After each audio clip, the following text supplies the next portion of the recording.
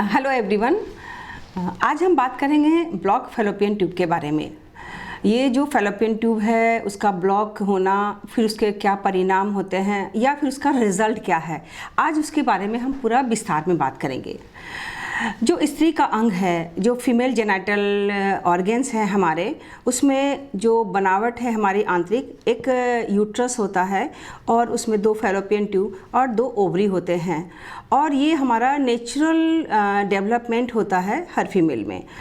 लेकिन क्या होता है कि कभी कभी इस प्रेगनेंसी एज ग्रुप में आते आते जब हम देखते हैं कि कुछ महिलाओं को प्रेगनेंसी ठहरने में कोई दिक्कतें आ रही है, और उसके बाद जब हम जांच करते हैं, पता करते हैं कि आखिर उसका प्रेगनेंसी पॉजिटिव होने का कारण क्या है, तो उसमें एक जो जांच की प्रक्रिया है उसमें ट्यूब का जांच करना बहुत ज़रूरी होता है। हम ये पता करते हैं कि उसके अंडे सही बन रहे हैं कि नहीं, उसके ट्यूब खुले हुए हैं या नहीं, और फिर बच्चेदानी में कोई प्रॉब्लम है कि नहीं।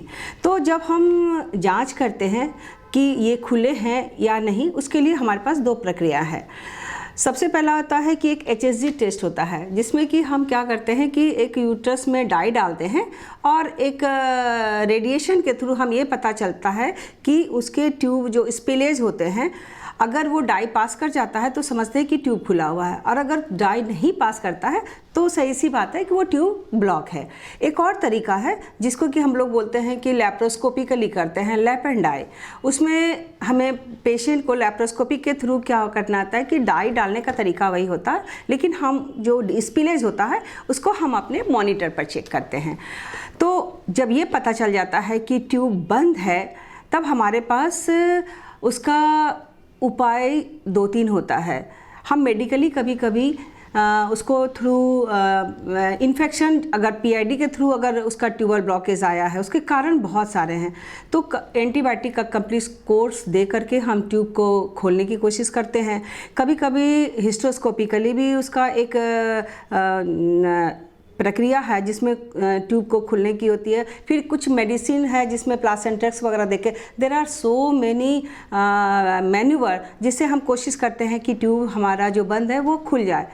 लेकिन देखा जाता है कि ये जो ट्यूब के खोलने की जो प्रक्रिया है उसका परसेंटेज बहुत ही कम, ना के बराबर है। और अगर किसी तरह से ट्यूब का खुल जाना संभव भी हो पाता है, जिसको कि हम रीचेक करते हैं, डाई डाल करके देखते हैं कि नहीं ट्यूब तो खुल गया है, लेकिन उसकी जो लाइनिंग होती है ना, वो काम के लायक नहीं हो जाती है, वो बिल्कुल ही 100% सक्सेसफुल प्रेगनेंसी नहीं दे पाती है। और तब उसके लिए हमें एक और जो रास्ता अपनाना पड़ता है वो है IVF का। और IVF में हमें इस बात का कोई मायने नहीं रखता कि ट्यूब बंद है या खुले हुए हैं, क्योंकि कहा जाता है कि जब अपना ट्यूब बंद हो, ट्यूब काम नहीं कर रहा हो, फंक्शनल नहीं हो, तो वैसे कंडीशन में टेस्ट ट्यूब बेबी का जो है सहारा लिया जाता है, और उसमें निश्चित रूप से अगर सारा पैरामीटर सही है तो निश्चित रूप से प्रेगनेंसी पॉजिटिव आएगी। एक और तरीका है कि कभी कभी लोग फैमिली प्लानिंग कर लेते हैं, उसमें ट्यूब को काट के निकाल दिया जाता है, ट्यूब को बंद कर दिया जाता है। 1-2% केसेस में पेशेंट हमारे पास ऐसे भी आते हैं जिनका ट्यूबेक्टोमी ऑपरेशन हो चुका है, यानी कि फैमिली प्लानिंग लाइगेशन हो चुका है, और वैसे कंडीशन में वो चाहते हैं कि उसे फिर से बच्चा ठहरे। तो एक सर्जिकल प्रोसीजर भी है। हम लैप्रोस्कोपिकली क्या करते हैं कि दोनों ट्यूब के एंड को भी हम जोड़ने की कोशिश करते हैं सर्जिकली। तो वैसे कंडीशन में सक्सेसफुली ट्यूब अगर जुट भी जाता है, पेटेंसी हो भी जाती है, ट्यूब खुला हुआ महसूस भी होता है, लेकिन क्या होता है कि फिर प्रेगनेंसी जो होना, फ्रूटफुल प्रेगनेंसी होना जो ट्यूब में ही 100% होता है, तो कभी कभी वो जो बनते हैं फर्टिलाइजेशन के बाद वो एम्ब्रियो यूट्रस में ट्रांसफ़र नहीं हो पाते हैं, और नतीजा होता है कि एक्टोपिक प्रेगनेंसी हो जाती है। बच्चे ट्यूब में ही पलने लगते हैं, बढ़ने लगते हैं, और 2 से 2.5 महीने के बाद में उसका रप्चर हो जाता है। तो सर्जिकल मेथड भी जो है वो बहुत सक्सेसफुल नहीं है।